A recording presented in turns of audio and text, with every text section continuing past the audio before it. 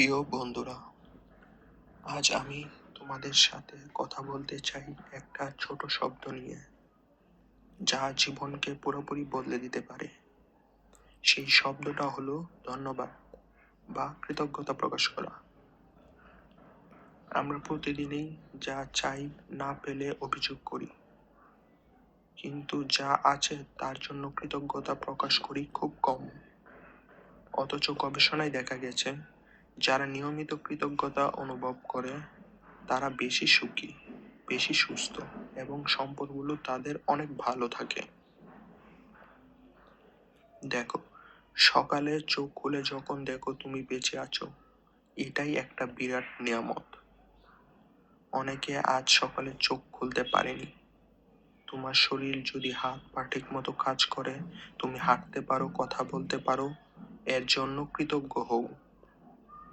অনেকে এই সামান্য জিনিসগুলোর জন্য সারা জীবন লড়াই করে। তোমার জীবনে যারা আছে, মা বাবা, ভাই বোন, বন্ধু, যারা তোমাকে ভালোবাসে, তাদের জন্য কৃতজ্ঞ হও। একদিন তারা না থাকলে বুঝবে তাদের মূল্য কত। কৃতজ্ঞতা শুধু মন থেকে ভালো রাখে না, এটা তোমার জীবনে আরো ভালো জিনিস আকর্ষণ করে।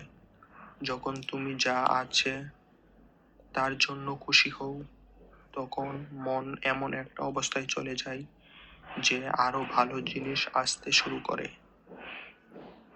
তাই আজ থেকে একটা ছোট অভ্যাস শুরু করো।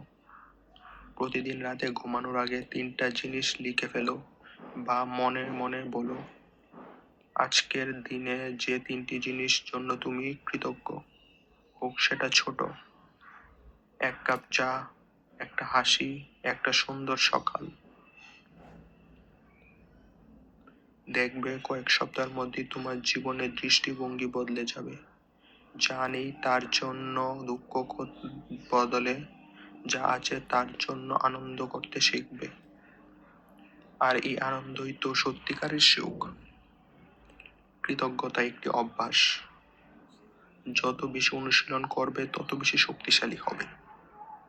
আজ থেকে শুরু করো, তোমার জীবনও আরো বেশি সুন্দর হয়ে উঠবে।